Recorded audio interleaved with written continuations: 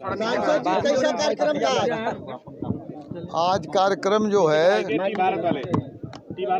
हमारी नेता बहन कुमारी मायावती जी का चुनावी जनसभा है नार्मल स्कूल का मैदान मोहम्मदाबाद गोहना में दिनांक 19 तारीख को दिन रविवार को उसकी तैयारी के सिलसिले में। और दूसरी बात जो चुनाव हम लड़ रहे हैं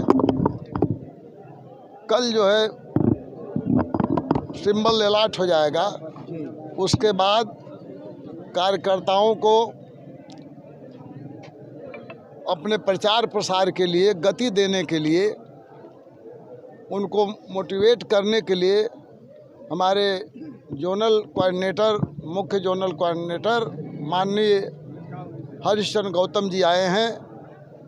इस सीट को जिताने के लिए उनको प्रेरित किए हैं कि गांव-गांव घर-घर जा कर के मतदाताओं से मिल कर के बहुजन समाज पार्टी की नीतियों को रीतियों को समझाएं और बहन जी के शासनकाल के कार्यों की उपलब्धियों को बताएं और जनता को प्रेरित करें कि बहुजन समाज पार्टी का प्रत्याशी आपके बीच का प्रत्याशी है और दूसरे प्रत्याशी कोई बनारस के हैं कोई बंगलौर के हैं, वो कभी मिलेंगे नहीं। बहुजन समाज पार्टी के प्रत्याशी मैं बालकृष्ण चौहान आपसे हरदम 24 घंटा आपके लिए उपलब्ध रहूँगा। मोहम्मदाबाद मेरा घर है, फ़ोन से बात कर सकते हैं, जब चाहे तब मिल सकते हैं, आराम से मिल सकते हैं, कोई घेरा नहीं है। बाहर के लोगों से कभी ज़रूरत हुई तो मिलना तो दूर वहाँ आपकी पर्ची भी नहीं पहुँच पाएगी। इसलिए जनता जनार्दन से निवेदन है कि हमें जो है चुनाव निशान हाथी के सामने वाली बटन दबा करके भारी मतों से विजयी बनावें। इसके पहले भी मैं 99 में यहाँ से विपक्षियों का कहना है कि बसपा का कोई वजूद नहीं है, वोट ना खराब करें, इस पे क्या कहेंगे? बसपा ने अपना वजूद 1999 में ही दिखाया था। मैं यहाँ से पार्लियामेंट के लिए चुना गया था, ये इतिहास है।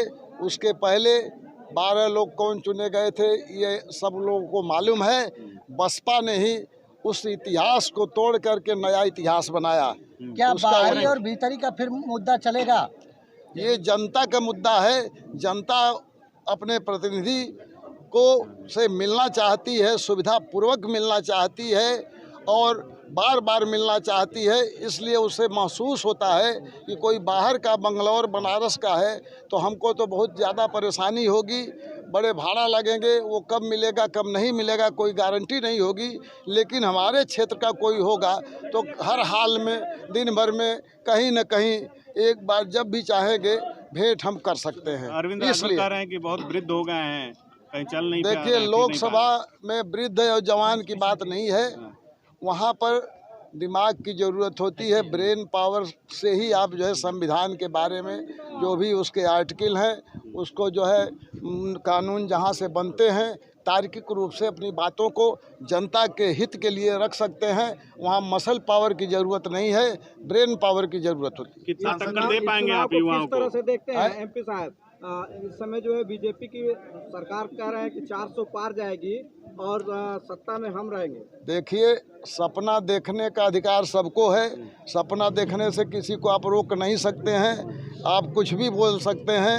अब वो जो है हमारे वहाँ के मुख्यमंत्री बिहार के नीतीश कुमार तो 4000 पार बोल दिए थे, तो क्या कहिएगा? अच्छा, ये अतुल राय यहाँ सांसद रहे हैं जी, उनके कार्यों से काफी लोग नाराज हैं, इसको किस तरह से देखते हैं आप? अरे भाई उन बेचारे को तो कार्य करने का अवसर ही नहीं मिला तो नाराजगी किस बात की? जेल से बाहर भी हैं आपके साथ नहीं चुनाव प्रचार में हैं वो? जेल से बाहर कुछ पाबंदियों के साथ हैं कोर्ट के आदेश पर कि आप जो है राजनीति नहीं करेंगे, मेडिकल आधार पर बाहर हैं, तो उनकी मजबूरियां हैं। सुभाषपा प्रत्याशी अरविंद राजभर के भाई अरुण राजभर कह रहे हैं कि समाजवादी पार्टी बसपा राम मंदिर को नकारती है लेकिन मस्जिद के बारे में कुछ भी नहीं बोलते हैं। वो लोग मस्जिद को नहीं नकारते हैं, उस पर क्या कहना है आपका? कौन किसकी बात कर रहे हैं? अरुण राजभर कह रहे हैं कि राम मंदिर को नकारते हैं सपा और बसपा, राम मंदिर को आप लोग स्वीकार नहीं करते हैं लेकिन मस्जिद के बारे में कुछ भी नहीं बोलते हैं आप लोग। नहीं, देखिए, यहाँ नकारने की बात कहीं नहीं है। ये जनता से जुड़े हुए मुद्दा हैं। किस धर्म को कौन पालन कर रहा है, उनके अपने व्यक्तिगत मतलब उनके अधिकार हैं कि किस उपासना पद्धति को फॉलो करे। लेकिन सरकार का कार्य जो है धर्मनिरपेक्षतावादी है, क्योंकि सरकार की दखल धर्म कर्म के कामों में नहीं होना चाहिए। वो सबके लिए होती है, सार्वजनिक सार्वजनिक लोग होती है। आपको दूसरे नंबर पे देख रहे हैं, आप अपने आप को किस नंबर पे देखना चाहते हैं या देख रहे हैं? देखिए, हम तो एक नंबर पर हैं।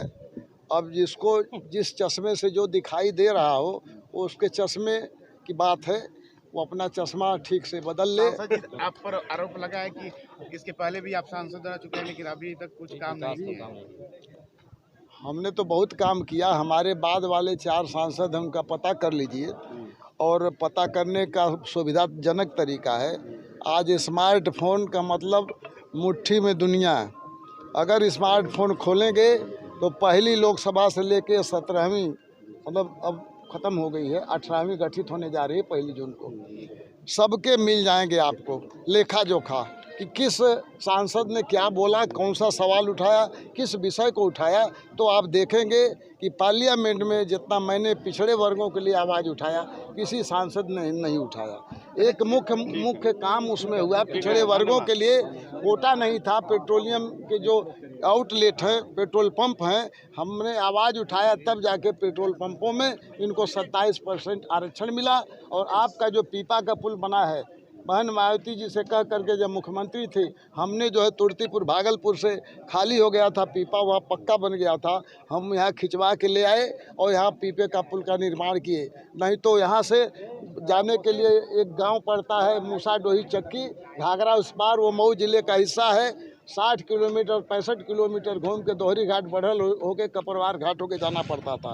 अब साधन हो गया और जहाँ पीपे का पुल बन जाता है वहाँ निश्चित भविष्य में पक्का पुल बनता है और पक्का पुल का निर्माण यहाँ कार्य प्रगति पर है। ये बड़ा काम है। बाकी पार्लियामेंट में हमने घोषी की आवाज़ को बुलंद किया।